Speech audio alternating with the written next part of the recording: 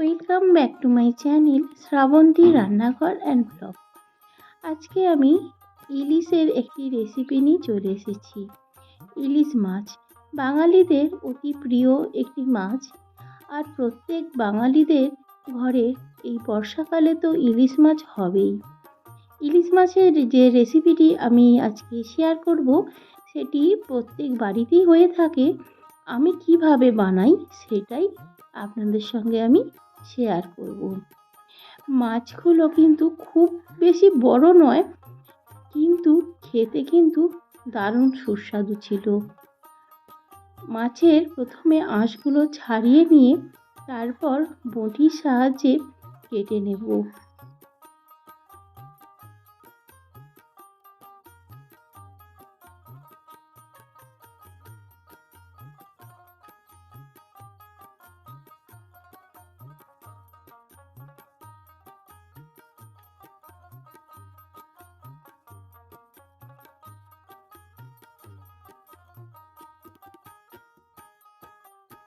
মাছগুলো সব কেটে নিলাম।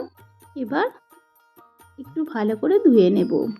খুব বেশি কিন্তু ইলিশ মাছ ধুলে টেস্টটা বদলে যায়। খুব বেশি ধুলে হবে না, ওই 1 থেকে 2 বার একটু ধুয়ে নিতে হবে। নিজে হাতে মাছ কেটে রান্না করার আনন্দটাই কিন্তু দারুণ। এবার ধোয়া মাছগুলোর ওপরে দিয়ে দিলাম লবণ, আর ধোবার পরে অবশ্যই ভালোভাবে জল ঝরিয়ে নিতে হবে মাছ থেকে। তারপর হলুদ গুঁড়ো আর লবণ দিয়ে ভালোভাবে একটু মাখিয়ে প্রায় 10 মিনিটের জন্য রেখে দিতে হবে, যাতে লবণ আর হলুদটা মাছের গায়েতে খুব ভালোভাবে লেগে যায়। দেখুন, খুব ভালোভাবে কিন্তু মাছে লবণ হলুদ মাখিয়ে নিয়েছি। এইগুলো থেকে আমি কিছু মাছ রান্না করব, আর এই যে মুড়োগুলো দিয়ে একটি রেসিপি আমি বানাবো, সেগুলো শেয়ার করব।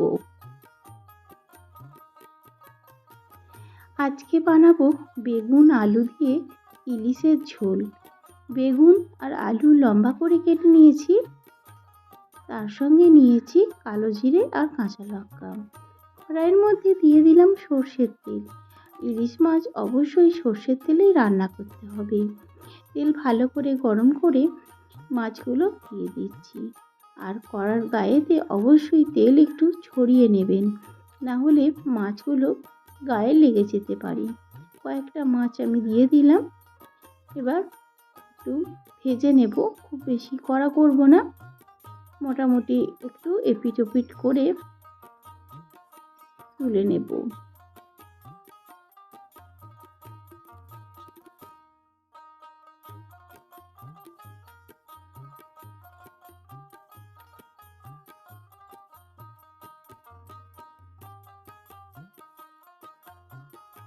মাছগুলো সব ভেজে নিয়েছি, এবার তুলে নিচ্ছি। দেখুন, আস্তে আস্তে সব মাছগুলো তুলে নিচ্ছি। এবার পরবর্তী মাছগুলো একইভাবে ভেজে নেব। যেসব বন্ধুরা আমার ভিডিওটি দেখছেন, অবশ্যই কিন্তু একটা লাইক করে দেবেন। একটা লাইক কিন্তু আমাদের পরবর্তী ভিডিও বানাতে অনেকটাই সাহায্য করে। দেখুন, পরবর্তী মাছগুলো ভেজে নিচ্ছি। যতক্ষণ মাছগুলো ভাজা হবে, সেই সময়ের মধ্যে আমি একটা মশলা বেটে নেব। মশলাটার জন্য নিয়েছি 1.5 চামচ পরিমাপে সর্ষে, সাদা সর্ষে বা হলুদ সর্ষে। 1 চামচ নিয়েছি জিরে আর 4টে কাঁচা লঙ্কা, ব্যাস। আর কোনো মশলা এখানে লাগবে না। আর এই মশলাটা আমি শিলেতে বেটে নিয়েছি। শিলেতে বাটনা করে যদি রান্নায় দেন, রান্নার স্বাদ কিন্তু অনেক ভালো হয়। আমি খুব ভালোভাবে কিন্তু মশলাটা পেস্ট করে নিলাম।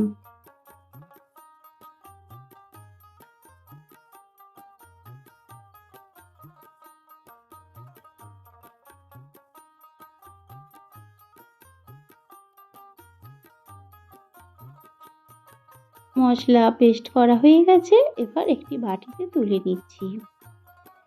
এবার মাছের তেল কিছুটা তুলে নিচ্ছি, কেননা মাছের এই তেল দিয়ে গরম ভাত খেতে দারুণ লাগে। কিছুটা তেল তুলে নেবার পরে দিয়ে দিলাম বেগুন। বেগুনগুলো হালকা করে ভেজে তুলে রাখবো।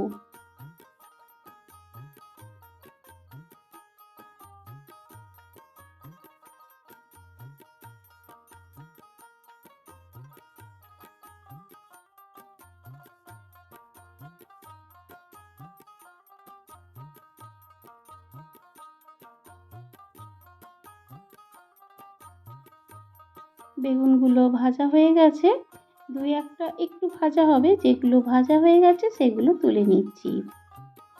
সব বেগুনগুলোর গায়ে একটু লালচে ভাব এসে গেলেই দেবেন, আর বেগুনও ভালো নরমও হয়ে গেছে। দেখুন সব বেগুনগুলোই এবার আস্তে আস্তে তুলে নেব।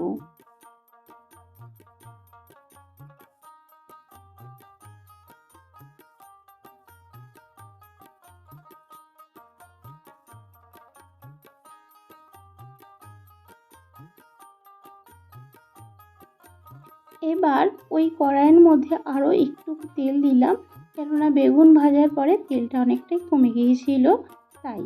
এবার দিয়ে দিলাম কালো জিরে। এই রান্নায় অবশ্যই কালো জিরে দেবেন। আর দিলাম কাঁচা লঙ্কা।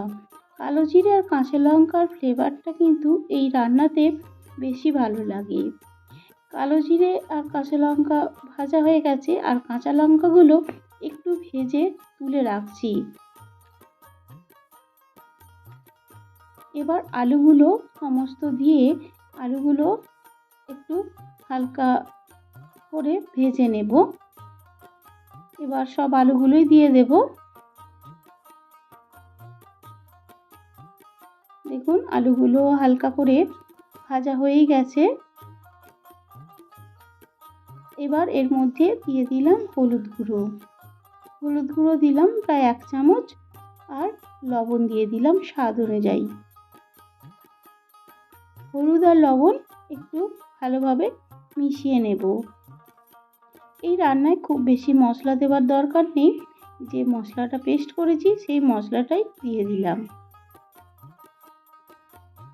আর আপনারা চেষ্টা করবেন এই রকম বাটা মশলা ব্যবহার করার।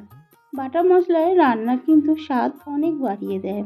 মশলাটা খুব বেশি কিন্তু কষাবো না, যেহেতু সর্ষে আছে, তাই এখানে দিয়ে দিলাম জল। প্রথমে বাটি ধোয়া অল্প একটু জল দিয়ে দিলাম, এবার একটু বেশি পরিমাণে জল এখানে দিয়ে দেব।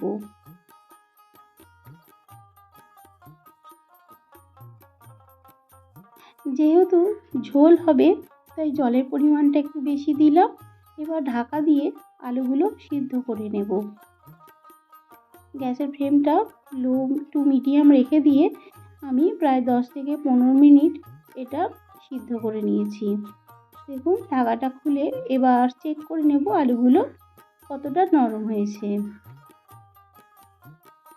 আলু একেবারে নরম হয়ে গেছে, দেখতেই পাচ্ছেন। এবার ভেজে রাখা বেগুন আর কাঁচা লঙ্কা দিয়ে দেব। ভালোভাবে একটু মিশিয়ে নেব। খুব ভালোভাবে বেগুনগুলো নরম হয়ে গেছে, আলুগুলো নরম হয়ে গেছে। আর একটু পরিমাণে জল দিলাম, কেন ঝোলের পরিমাণটা অনেকটাই কমে গেছে, তো একটু ফুটে যাবে। আর এর মধ্যে আমি ভেজে রাখা মাছগুলো দিয়ে দেব। মাছ দেওয়ার পরেও একটু ঝোলের সঙ্গে ফুটিয়ে নিলে ঝোলের স্বাদ কিন্তু অনেক ভালো হয়। এবার একে একে মাছগুলো দিয়ে দিচ্ছি। ইলিশ মাছ বেগুনের এই ঝোলটা প্রত্যেক বাঙালি বাড়িতেই হয়ে থাকে। প্রত্যেকজন কিন্তু আলাদা আলাদাভাবে বানিয়ে থাকেন। আমার এই রেসিপিটি অবশ্যই একবার ট্রাই করবেন, আর কেমন লেগেছে অবশ্যই কমেন্ট করে জানাবেন।